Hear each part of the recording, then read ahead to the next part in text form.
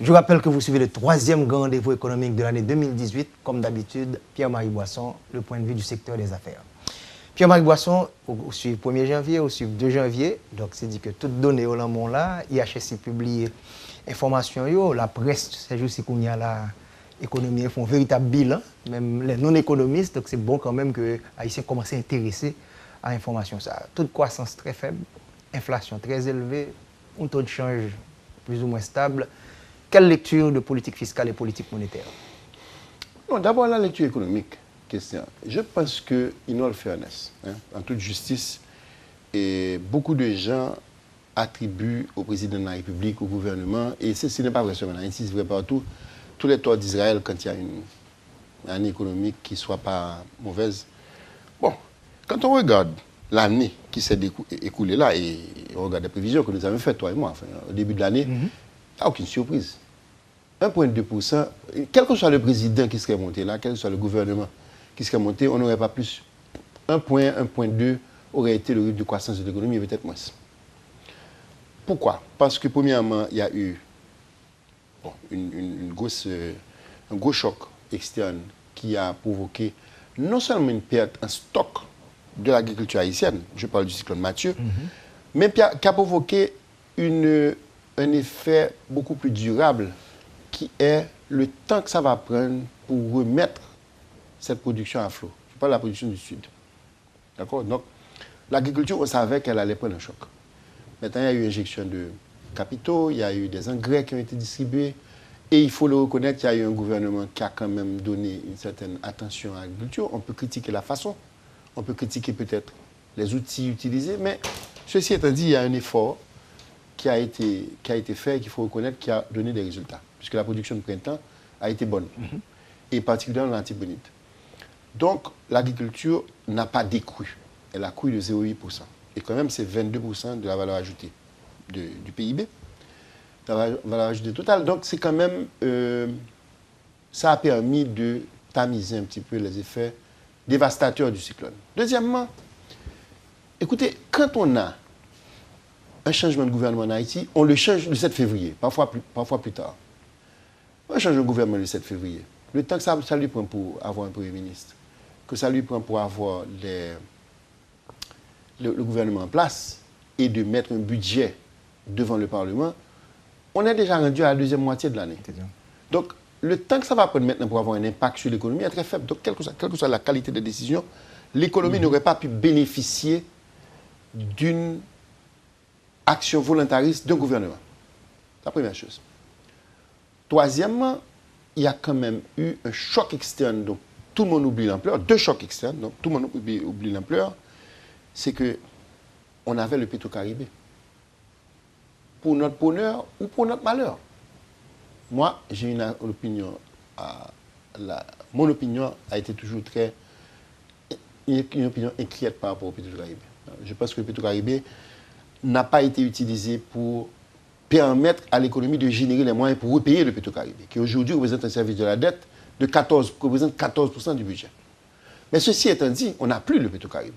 On a un Petro-Caribé qui a amené à sa plus simple expression à cause de la baisse des prix du pétrole et de l'effet mécanique que ça a sur les flux qui rentrent à partir du Petro-Caribé.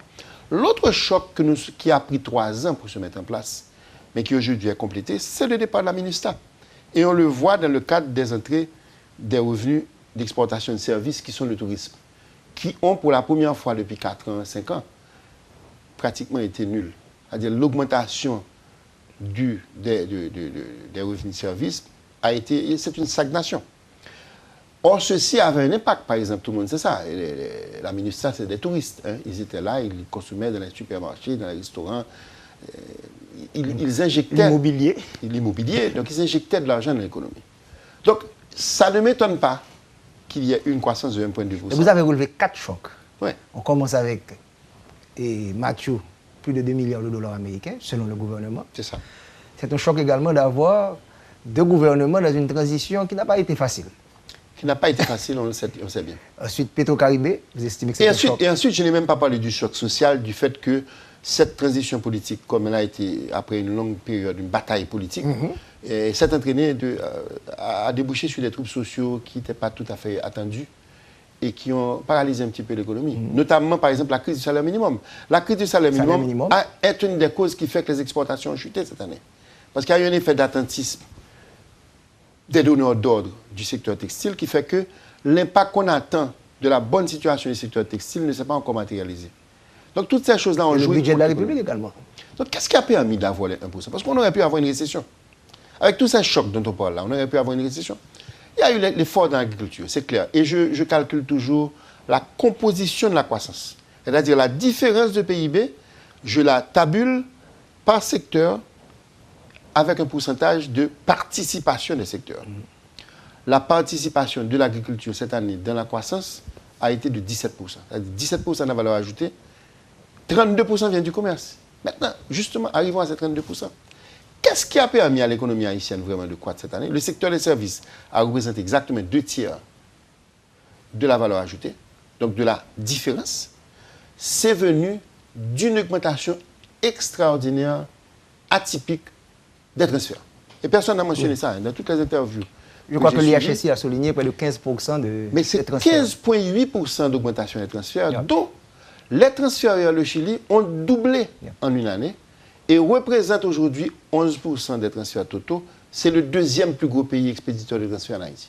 Le Chili. De remittance, de transfert. Tu parles du Chili? Chili. Il est vrai que, on m'explique, je n'ai pas tabulé l'impact de ça, que une partie des transferts, c'est du remboursement de dettes. C'est-à-dire les gens qui vont au Chili ont besoin d'avoir un cash. Et ce cash est emprunté. Donc forcément, en plus de l'argent qu'ils envoient à leur famille, ils sont obligés d'envoyer aussi de l'argent pour rembourser l'emprunt qui leur a permis de rentrer au Chili. Donc ceci va probablement ralentir, puisque bon, c'est du remboursement de dette, donc ça va durer quelques années, puis ça va ralentir. Et ceci étant dit, les transferts ont un impact monstre sur l'économie haïtienne. Pourquoi? Premièrement, parce qu'il s'agit de devises. Ces devises, c'est elles qui alimentent le commerce. Or, le commerce représente le plus gros secteur, représente 31% de la valeur ajoutée. Une fois et demie l'agriculture, à peu près. Donc, premièrement, il y a une création de valeur ajoutée au niveau du commerce, qui, même si la productivité est faible, mais une grosse partie de l'emploi qui est créée dans le commerce, et particulièrement dans le commerce informel.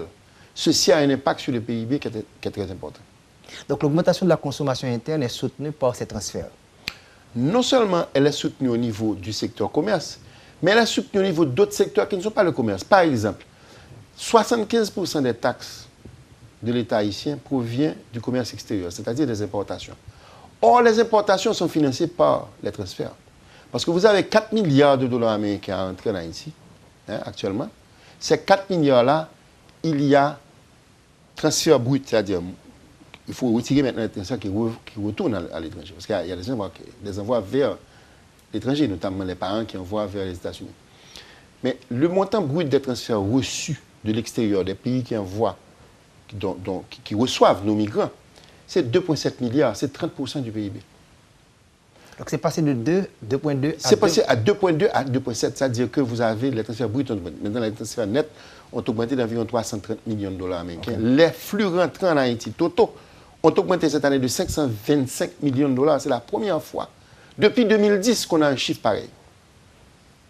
Donc c'est ça qui a entraîné la croissance en grande partie de l'économie haïtienne, parce que ça a entraîné la croissance, par exemple, pour les industries alimentaires, qui ont augmenté. Ça a entraîné les revenus fiscaux de l'État augmentent avec les taxes sur les importations. Donc comme les transferts, c'est eux qui mènent le pays à importer, puisque c'est les dollars qui sont nécessaires pour importer, viennent des dollars rentrants, dont une grande partie sont des transferts de la diaspora. Le gouvernement a précisé que nous avons importé pour 4,7 milliards de dollars américains. Alors là, je fais une petite correction, avec poliment par rapport au gouverneur. Il parle des transferts des importations de biens et services. Il faut faire très attention quand on utilise cette donnée-là. Pourquoi? Parce que dans les services importés, il y a des services liés aux importations, c'est vrai. Mais il y a des services aussi qui sont, comme le cas du tourisme, c'est le tourisme des Haïtiens à l'étranger est compté dans ces services-là aussi. Donc ça, ce n'est pas vraiment de l'importation classique comme on sait les importations de biens. C'est des gens qui prennent leurs dollars et qui vont aux États-Unis ou qui vont en France. Vous voyez? Donc ce n'est pas tout à fait le même concept. Les importations ont augmenté d'environ 15%, ce qui est un volume record.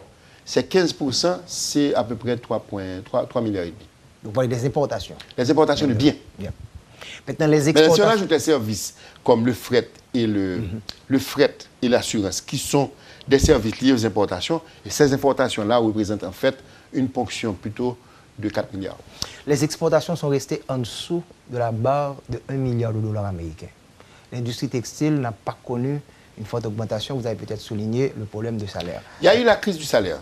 Il y a eu des problèmes, d'après ce que je crois comprendre, de certains opérateurs. Des problèmes donc personnels, des problèmes. Mais il y a 6 importateurs, il y a 6 donneurs d'ordre, en fait, 6 compagnies qui se sont installées en Haïti il y a 2 ans, 1 an et demi à peu près, et qui ont dans leur sacoche, pas vrai, 30 000 emplois.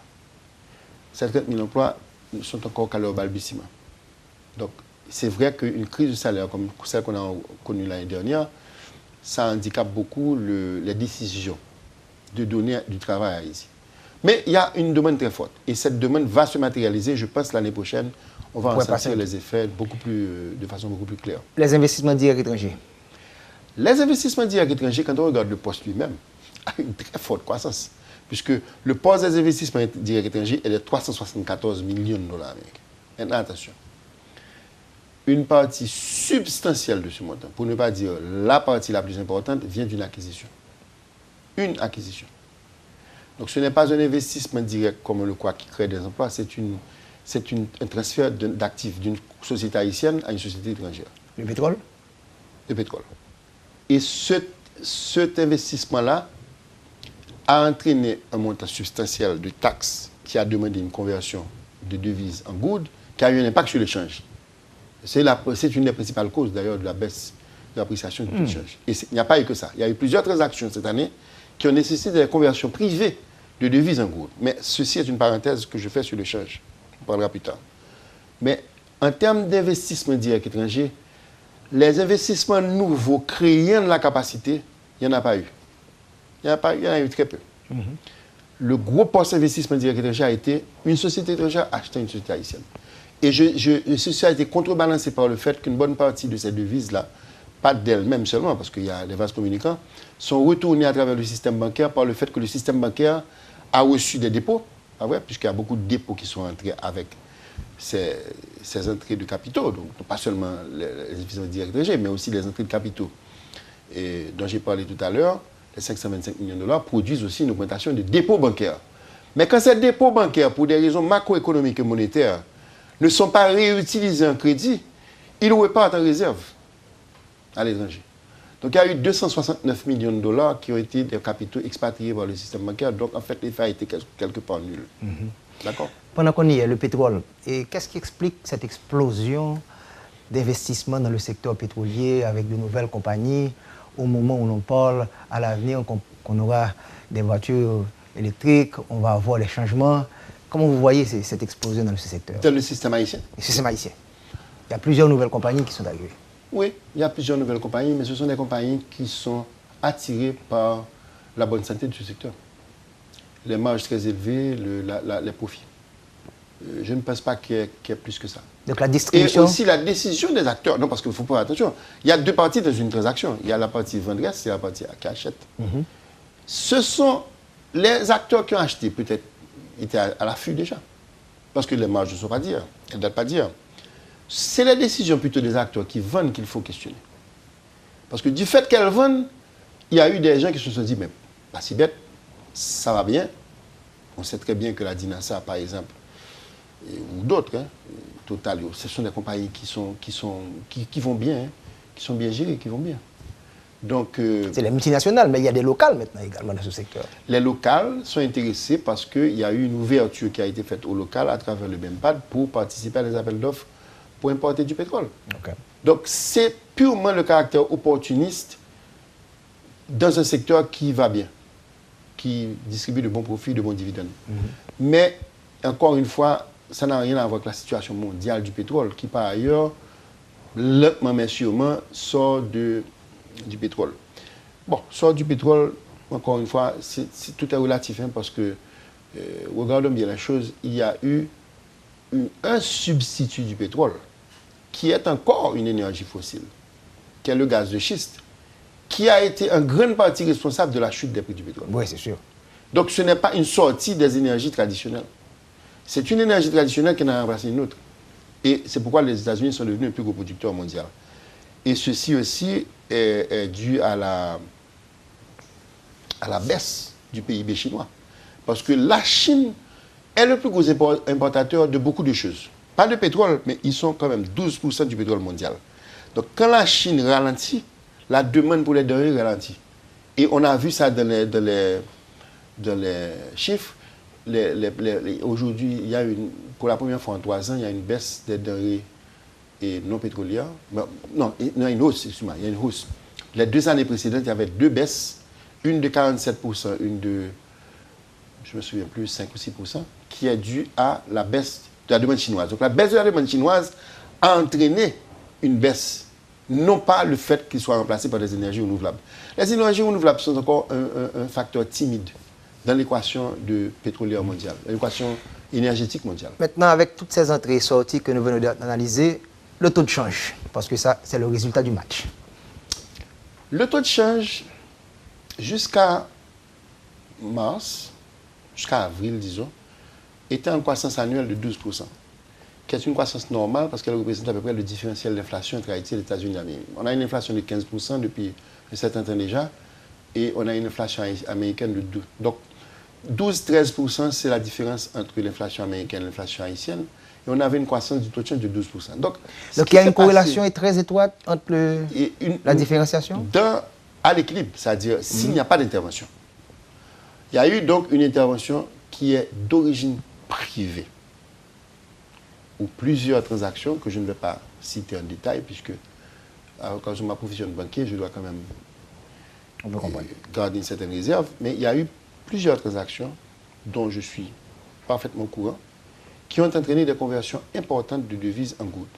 Donc ça a été l'équivalent d'une intervention de la Banque centrale, mais qui a été faite par le privé, qui a entraîné cette appréciation de 10% qu'on a connue entre la fin mars et la fin mai. Ouais. Maintenant, 69 gouttes à 62 gouttes. Après, ce qui s'est passé, c'est qu'il y avait un excès de liquidité sur le marché. Cet excès de liquidité a constitué une pression latente sur le change. Cette pression a été équilibrée par des mesures de la Banque centrale, dont des interventions importantes, qui ont résulté notamment en une baisse des réserves internationales de fin mai à fin septembre, donc à peu près 4 mois. Il y a eu 123 millions de dollars de baisse des réserves internationales, qui équivaut à une injection de 123 millions multipliée par 60. Donc à peu près 7 milliards de gouttes ont été rapatriés, retirés du système bancaire à partir de cette baisse de réserve. Bien sûr, on n'a pas vu ça dans les baisses parce qu'il y a eu aussi l'équilibre.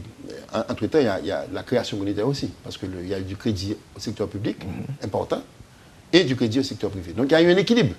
Mais ce sont les interventions de la Banque centrale et les mesures qu'elle a prises qui sont à l'origine de cette stabilité de mai à septembre. Mais la baisse elle-même de mars, donc de avril et mai, est due à des transactions privées. On parle très souvent de relations entre le taux de change et les prix, mais vous avez certainement vu ces deux graphiques. Encore une fois, cette relation, elle est crainte, il y a des spéculations dessus, mais les données empiriques à notre disposition et les études qui ont été faites, notamment par des cadres professionnels de la Banque centrale, ne confirment pas cette interprétation. La transmission des variations du change à l'inflation sur une base longue, sur 12 ans, a été documentée être de l'ordre de 0,41. C'est-à-dire seulement 41% de la variation du change sur une période de 12 ans en arrière est transmise au prix. Et je vous donne 2 exemples. L'année 2016, on a eu 26% de dépréciation du taux de change, on a eu 12,5% d'inflation. C'est à peu près les 41%, bon, c'est une coïncidence. L'année 2017, on a eu l'inverse. On a une appréciation du taux de change de 4%. On a une appréciation du taux de change et on a une inflation de 15%. Donc l'inflation a augmenté alors que le dollar a apprécié. Et ceci, même dans les périodes où on pourrait dire, bon, mais il y a un lag effect, il y a un effet à retardement, mais l'effet à retardement, il faut bien qu'il arrive un jour. Bon, écoutez, 2016, c'est déjà presque 2 ans. En arrière, on n'a pas vu ces 26% de l'inflation. Il y a des facteurs, l'inflation importée. Bon, mais en général, je dois dire, c'est vrai que l'inflation importée est beaucoup plus agi sur le différentiel de l'inflation entre Haïti et les États-Unis. Mais elle n'est que de quelques points. La grande majorité de l'inflation haïtienne est due à des facteurs monétaires. Même si ces facteurs monétaires intègrent des facteurs de l'économie réelle qui ont un impact sur la monnaie, en bout de ligne, c'est la monnaie. Donc là, les mouvements de la masse monétaire haïtienne, de l'offre monétaire, qui influencent le change, et ceci depuis mes 26 ans de carrière dans le système bancaire. Donc vous suivez ça de manière empirique. Je suis ça. Voilà, et on va, dans la troisième partie, essayer de voir exactement quelles perspectives et surtout l'aspect budgétaire également. Donc on sait qu'il y a eu quelques annonces, quelques signaux et qui pourraient nous dire est-ce que la situation est intéressante pour les prochains mois de l'exercice fiscal 17-18. On prend la pause, on se retrouve dans quelques instants pour la troisième et la dernière partie de l'émission.